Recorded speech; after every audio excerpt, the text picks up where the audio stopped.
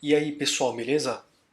O objetivo desse vídeo é dar um exemplo prático de como construir um modelo genérico no Paiomo e, a partir desse modelo genérico, gerar instâncias lendo dados de entrada, lendo parâmetros, a partir de um arquivo JSON, tá? Um arquivinho externo. Então, qual que é o grande ganho, né, desse tipo de modelagem? É a gente conseguir alterar os dados de entrada sem mexer no código. Tá? Então esse é o grande objetivo aqui. Tá? O Paiomo ele permite lidar com dados de entrada em diversos formatos, tá? Tem na documentação, eu até deixei aqui no já o site aberto, tá? Eu vou disponibilizar esse link, tá? Mas eu escolhi trabalhar com JSON porque eu quero pegar um modelo pequenininho, é um exemplo de p-medianas com poucos dados de entrada, e o objetivo aqui é mostrar essa dinâmica, né, de como lidar com essa classe de modelos que é do Paiomo, que são os modelos abstratos, tá bom? Então, como eu mencionei aqui, vou pegar como exemplo aqui um problema de p-medianas, tá? Não é o objetivo aqui explicar o modelo no detalhe, mas eu vou dar uma visão geral para também é, abranger aí as pessoas com um pouco menos de familiaridade com o assunto. Tá bom? Então, aqui está a formulação genérica do modelo, mas eu vou dar um contexto aqui para ficar mais fácil da gente entender. Tá? Então vamos imaginar que a gente precisa escolher locais para a construção de postos de vacinação, tá? Dentro de uma cidade. Tá? Vamos supor uma cidade aqui didática, uma cidade pequenininha, ela possui somente 5 bairros. E a gente precisa construir 2 postos de vacinação. Tá? Em quais bairros a gente deve construir esses postos de modo que a gente minimize as distâncias dos bairros para os postos de vacinação? Tá? A gente tem uma certa população em cada bairro e a gente quer a gente quer gerar o mínimo deslocamento possível dos habitantes dos bairros até os postos de vacinação. Tá? Então, para ficar mais fácil da gente entender, eu vou pegar aqui o meu. Deixa eu ver aqui. Tá, estava no outro monitor. Beleza. Então aqui, que a gente tem de dados de entrada desse modelo? A gente tem a matriz de distâncias, que expressa aqui as distâncias entre os bairros. Então, por exemplo, do bairro 1 até o bairro 1 é 0, obviamente. Do bairro 1 até o 2, 13. Do 2 até 1 também é 13, obviamente. E por aí vai. A gente tem aqui todas as distâncias, então são números aleatórios aqui, poderiam ser quilômetros, enfim. Tá? E a gente tem aqui, eu vou chamar de P igual a 2, que é o número de medianas que o número de postos de vacinação que a gente quer decidir onde instalar nessa cidade. Beleza?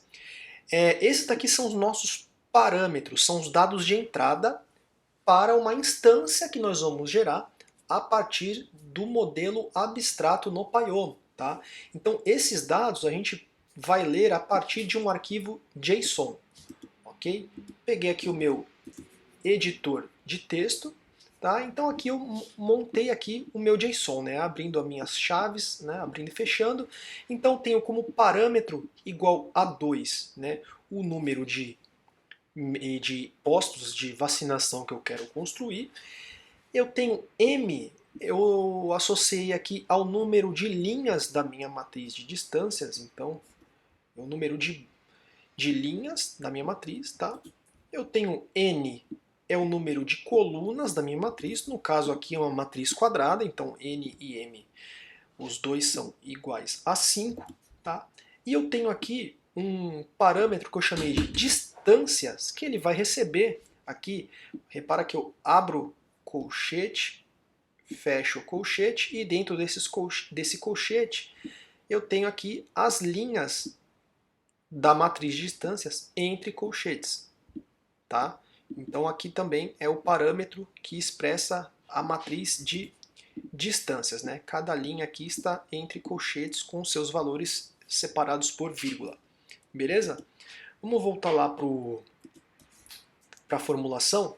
Então, a gente tem aqui os índices, né, que é o índice I vai receber uma sequência que vai de 1 até M, que é o número de linhas da matriz, e o índice J vai receber uma sequência de 1 até N, que é o número de colunas da matriz. Tá? Eu tenho os parâmetros, que aqui eu tenho a matriz de distâncias, que é o DIJ, que é a distância do bairro I, que pertence ao conjunto Izão, né, até o bairro J, que pertence ao conjunto Jzão. Beleza? E aqui eu tenho o meu parâmetro P, que é o número de instalações que eu quero realizar aí na cidade de postos de vacinação. Beleza? Como que eu declaro isso no Paiomo? Tá? Então, primeiro eu vou chamar aqui vou importar o meu Paiomo, beleza? Vou criar um objeto que eu dei um nome bastante criativo de modelo, tá? Da classe Abstract Model. Tá? Então a gente vai trabalhar com essa classe abstrata. Beleza? Para facilitar essa formulação matemática, eu optei por criar o que eu chamei de parâmetros auxiliares. Beleza?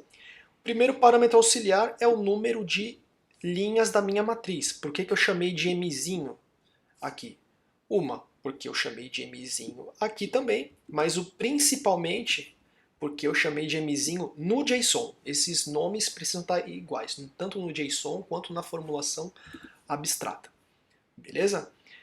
Aqui o mesmo raciocínio, eu declaro aqui o parâmetro n, tá? Que eu vou ler a partir do JSON, depois quando eu criar a instância. O modelo abstrato não faz ideia do quanto vale m e quanto vale n, ok? E eu também criei aqui o parâmetro auxiliar distâncias, que vai também receber aqui o valor que está no meu JSON. Então, reparem que aqui os parâmetros que eu vou ler a partir do JSON precisam estar escritos exatamente iguais. Tá? E aqui, a partir dos parâmetros auxiliares, eu consigo aqui declarar os índices. Então, meu índice Izão, que é uma sequência que vai de 1 até M, como que eu faço essa sequência de 1 a M? Eu uso aqui a função rangeSet, passando modelo.m como parâmetro. Então ele vai automaticamente aqui gerar uma sequência que vai de 1 até o valor de modelo.m, lembrando que o modelo abstrato não faz ideia do quanto vale m. Okay? A mesma ideia com o modelo.j, tá? E agora os parâmetros, né? Então o parâmetro d, modelo.d, por que modelo.d? Porque eu chamei de modelo.d aqui. Eu quero manter o padrão, que é a distância do ponto I ao ponto J. Então é um parâmetro atrelado a dois índices, os índices I e J. Se ele é atrelado a dois índices, eu preciso aqui chamar a função param e passar os dois índices aqui, tá? Para dizer que modelo.d é um parâmetro com dois índices. Tá? E eu preciso inicializar aqui com uma expressão lambda, tá? Com os valores da minha matriz de distâncias. A minha matriz de distâncias ela tem índice I, que é as linhas da matriz, que no caso, tecnicamente, o índice I é cada um desses blocos, né, que representam as linhas da matriz, né? E dentro de cada um desses blocos eu divido em J, né? J1, aliás, Python começa do zero, né? J0, J1, J2, J3, J4, né? E aqui então eu passo I e J, eu subtraio 1 aqui, porque quando eu criei o índice, ele vai de 1 até M, mas as matrizes, arrays em Python, a gente indexa de 0 até 4 e não de 1 a 5. Ok? Por isso que eu coloco um -1 para que eu não tenha nenhum problema aqui. E eu vou passar também o meu parâmetro modelo.p. Tá? Por que modelo.p? Porque eu chamei de p aqui no JSON. Ele precisa, já que eu vou ler diretamente do JSON, eles precisam estar escritos iguais. Ok? Agora, o que eu tenho de variável de decisão? A primeira aqui, a minha YJ, ela vai receber 1 se o meu bairro, ali no ponto, do ponto J, for escolhido para receber um posto de vacinação. Tá? Então, ou seja, eu tenho aqui a minha variável YJ. Caso o bairro 2 receba um posto de vacinação, ele vai valer 1. Se J é o índice de coluna, então IJ igual a 2 vai valer, YJ igual a 2 vai valer 1, ok? Beleza. Caso contrário, vai receber 0. E o X e J é se o bairro do ponto I é alocado ao posto de vacinação do bairro no ponto J, ok? Ou seja, supondo que o bairro 3, supondo que o bairro 2 foi escolhido para ter um posto de vacinação, e supondo que o bairro 3 vai ser alocado ao posto do bairro 2, então nessa célula aqui no índice I igual a 3, J igual a 2, eu vou receber um valor 1. Ok? É isso que essa variável de decisão, é assim que essa variável de decisão funciona, tá? Como que eu declaro as variáveis de decisão? Aqui, né? Eu vou chamar de modelo.y novamente. Por que modelo? Porque eu chamei de modelo aqui. Então todo mundo é modelo ponto alguma coisa, tá? Y, eu quis usar y, já que eu usei y aqui na formulação, eu vou usar y aqui no Pyomo também para deixar tudo certinho, né? Tudo padronizado. Então, eu uso aqui a função var do Pyomo.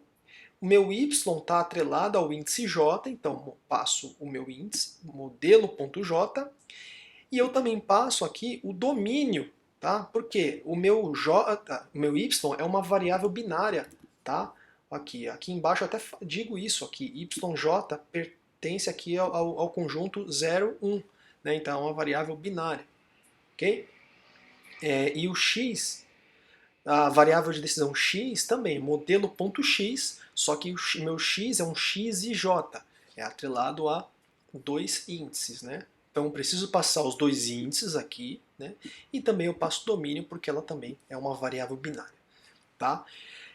Função objetivo, tá? O meu objetivo aqui é minimizar a soma das distâncias, né? Então, aqui, para a gente abstrair esse somatório do somatório, a gente basicamente vai fazer o quê, né? Digamos que o posto 3 vai... Digamos que aqui o bairro 2 e o bairro 4 foram escolhidos para receber postos de vacinação.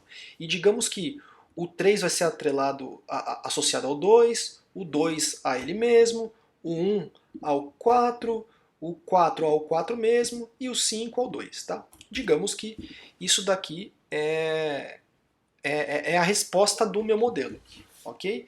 Então, a soma das distâncias é basicamente a multiplicação de cada célula aqui da variável de decisão com a sua respectiva célula na matriz de distâncias. Então, aqui esse vezes esse é 0, esse vezes esse é 0, agora esse vezes esse aqui é 0, porque 2 está dentro dele, está no próprio bairro, mas esse vezes esse é 13, né? Esse vezes esse é 21 e por aí vai. Eu vou somar tudo isso aqui e essa soma total vai ser a minha função objetivo. E o nosso objetivo é minimizar, é escolher os uns aqui dentro dessa matriz de modo que eu tenha a menor distância possível, né? De modo que esses postos de vacinação sejam alocados a locais estratégicos, né, que minimizem as distâncias. Tá? Como que eu declaro essa variável de decisão, essa função objetivo? Então veja, a função objetivo, eu tenho um duplo somatório, um somatório no índice I e um somatório no índice J. Como que eu faço isso no Pyomo? Né? Primeiro, a estratégia é criar uma função e depois passar essa função como regra. Tá? Então, vamos por parte. Vou até pular uma linha aqui para ficar mais fácil de entender. Tá? Então aqui, criar a função. Né? Essa função é o somatório, olha lá, sum, abre parênteses, aonde? Usando uma sintaxe de list comprehension aqui de Python. Né? Então, ó, o somatório no índice I e o somatório no índice J. Tá? Então, é assim que a gente lê essa expressão aqui, que é o que a gente quer fazer aqui, um somatório do índice J, tá? Somatório do somatório, né? Modelo ponto x e j multiplicado por modelo ponto d e j. É a multiplicação que a gente está fazendo aqui, dij por x e j. Só invertir a ordem aqui, mas não muda nada, né? Criei a minha função, agora eu vou atribuir a função objetivo, que eu chamei de z. Por que eu chamei de z? Porque aqui eu chamei de z, para manter o padrão. Simples assim. Beleza? Vou usar aqui a função objective, vou passar como regra f_obj, foi quem eu dei o nome aqui de f_obj, e vou dizer que a minha função objetivo, o meu objetivo aqui é minimizar as distâncias, tá? Beleza, essa é a função objetivo. Restrições. Primeiro conjunto de restrições é que a soma de yj, o somatório de yj tem que ser igual a p, né? Na prática, o que eu estou querendo dizer? Que a soma de yj tem que ser igual a P. Se eu quero instalar dois postos, a soma aqui tem que ser 2, que são os dois postos que vão estar em alguma dessas células aqui de YJ. Tá? Como que eu declaro essa restrição? Né? Mesmo objetivo, mesma ideia da função objetivo.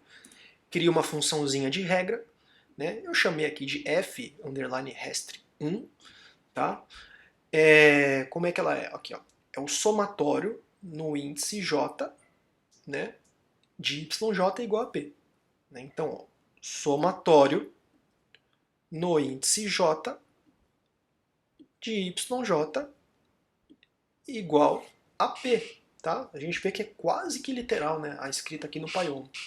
Beleza? Segundo conjunto de restrições, que o somatório no índice j de x e j tem que ser igual a 1 para todo i.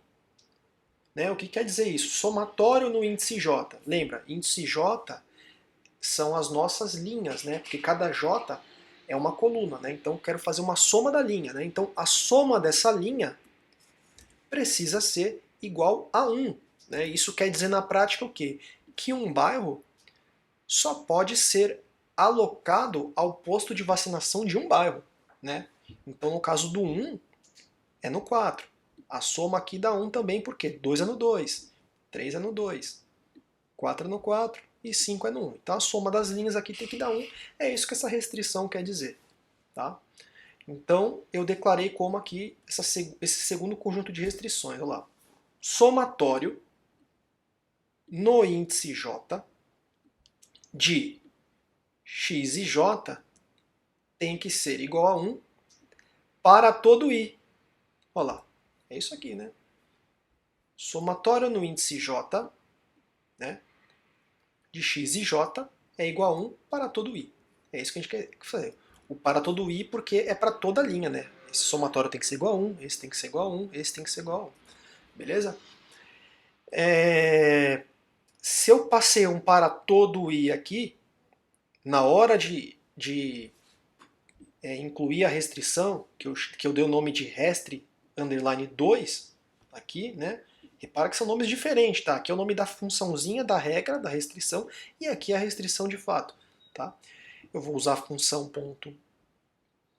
a função constraint, aí eu passo o índice agora. Por quê? Porque eu estou passando um para todo i aqui, eu tenho que passar o índice i aqui, né? O índice do somatório está dentro do sum, né? O índice do para todo, ele vai aqui fora, tá? E como regra, é essa funçãozinha que eu acabei de criar. Beleza? E o terceiro e último conjunto de restrições, aqui está dizendo o quê? Que x e j é menor, tem que ser menor ou igual a yj, para todo i, para todo j. O que quer dizer isso? Tá, vamos lá para o Excel de novo. Né? Quer dizer que o valor de x e j, ele não pode, porque um bairro ele só pode ser alocado a um bairro caso esse bairro ao qual ele foi alocado tenha sido escolhido como mediana. Então, ó, o x e j aqui, ele é menor ou igual a yj. O x e j aqui tem que ser menor ou igual a yj. Né? Não pode ter 1 aqui e 0 aqui. Né? Senão eu vou estar alocando a um bairro que não foi escolhido como mediana. Então é isso que quer dizer esse conjunto de restrições. Tá? Como que eu declaro aqui no Paiomo, né? criei uma funçãozinha que eu chamei de f_rest3, tá? Então lá, mod x e j menor ou igual a yj. Agora não tem somatório, tá vendo? Então, modelo.x e j menor ou igual a yj para todo i, para todo j. Beleza?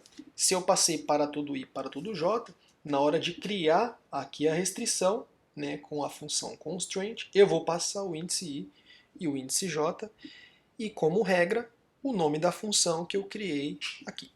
Beleza? Então esse aqui é o meu modelo abstrato. Deixa eu zerar aqui o notebook. Beleza? Esse aqui é o modelo abstrato, então posso executar aqui, Shift Enter, Shift Enter. Agora vamos ler os dados de entrada. Os dados de entrada, que eu criei em formato JSON, eu armazenei aqui com o nome dados_entrada.json. Para facilitar a minha vida, eu salvei na mesma pasta que está o meu Jupyter Notebook, ok? Então, primeiro, eu vou declarar, vou instanciar um objeto da classe DataPortal, ok? E depois desse objeto, eu vou chamar aqui o método load e vou carregar esse dados entrada.json, ok? Carreguei os dados de entrada.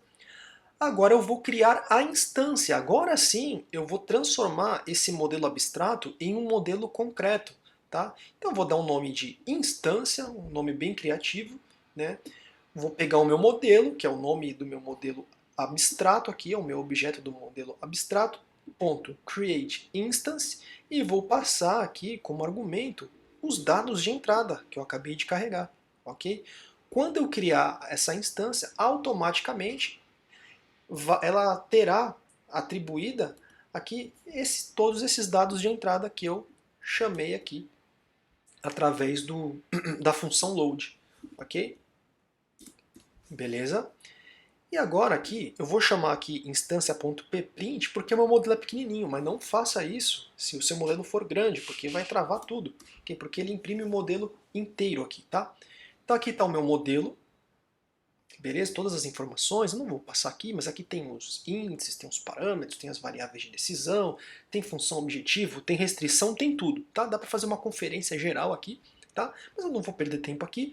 E agora vamos resolver a instância, tá? Então vou chamar a função solverFactory, vou usar aqui o glpk, beleza? E aqui eu vou chamar aqui o método solve e vou passar como argumento a instância que eu criei lá em cima. Beleza? E vou atribuir esse valor a um resultado e depois vou imprimir esse resultado. Beleza? Tá aqui o resultado no modelo. Então, o valor da função objetivo ficou em 37. Então, é o valor minimizado aí da função objetivo. Eu tenho um objetivo só, 32 restrições, 31 variáveis e blá blá blá. Aqui tem várias informações que eu não vou entrar em nenhum detalhe, tá? Não é o objetivo aqui por hora, tá? Então vou pegar aqui, ó, a instância.y, vamos ver como ficou a minha variável de decisão y, né, que diz aí quais os bairros vão ter, né, os postos de vacinação, tá? Olha aqui, então, no nosso modelo, o bairro 2 vai receber um posto de vacinação, que tem o valor 1, e o bairro 5 vai receber um posto de vacinação, que também recebeu aqui o valor 1. Então vamos lá no Excel só para a gente ver como ficou. Deixa eu apagar aqui. Então o bairro 2 e o bairro 5, que foram os escolhidos para receber os postos de vacinação. E agora vamos ver como que ficaram as alocações, né? Então instância.x, né, pprint aqui. Olha lá, vamos ver. Olha lá. O bairro 1 vai ser alocado ao posto de vacinação do bairro 2, ou seja, os habitantes do bairro 1 vão ser vacinados no posto do bairro 2. Né? Aqui, ó, o bairro 2 nele próprio, né, recebeu 1 aqui, então parece óbvio, né? O bairro 3 no bairro 2 também, tá? Bairro 3 no bairro 2 também. O bairro 4 no bairro 2 também, parece que o bairro 2 vai receber todos esses bairros aqui, né? Nesse caso nós não colocamos nenhuma restrição de capacidade, então, enfim, é a melhor estratégia aqui para minimizar as distâncias somente, e o bairro 5 no bairro 5, tá? Então essa é a saída do nosso modelo de P-medianas, tá? E aí ó, a grande vantagem de trabalhar com essa forma de modelagem é que se eu alterar os dados de entrada, digamos que eu quero construir 3 postos de vacinação, tá? Altero aqui para 3, salvo aqui o meu JSON e eu só volto aqui e só declaro uma nova instância, tá? Cadê? Vamos lá, voltar aqui, ó. Eu vou até chamar de instância 2, vou jogar lá embaixo, pegar uma cópia aqui, ó, instância 2, tá? Eu vou carregar com esses dados de entradas atualizados, vamos resolver a instância 2, que eu vou chamar de resultado 2, que vai ser a partir da resolução da instância 2, né? Vamos ver como ficou. Ó, aqui, opa, será que eu não salvei? Ele deu o mesmo valor de função objetivo. Opa, estou no lugar errado. Vamos salvar aqui. Opa, fiz uma bobagem aqui. Vamos de novo, porque achei que não deveria ter dado a mesma soma, tá? Mas pode ser que seja uma coincidência. Vamos rodar de novo. Isso mesmo, é isso mesmo, tá? Então, tá aqui. Deu 37 também. Vamos ver como ficaram as medianas, né? Quais bairros que vão receber aqui. Ah não, gente, ele não está atualizando por isso, tá? Faz sentido, porque o valor se eu alterei os dados de entrada, era esperado que alterasse aqui também o... Vamos ver... Ah, sim, gente, a gente faz aqui ao vivo, né? Se eu alterei os dados de entrada, eu preciso carregar novamente os dados de entrada, né? Então é fato que não daria certo, né? Então vou criar aqui um bloquinho, vou colocar ele aqui para cima e vamos carregar os dados de entrada 2 agora, ok? Que vai ser lá no mesmo lugar, já que eu alterei o aqui, né? Vamos agora criar a instância 2 com os novos dados de entrada, né? E agora vamos rodar aqui, né? Agora sim, né? Diminuiu a função objetivo porque eu aumentei o número de medianas, né? Então a distância percorrida realmente diminui quanto mais eu aumento o número de postos de vacinação, beleza? Vamos ver quem vai receber aqui.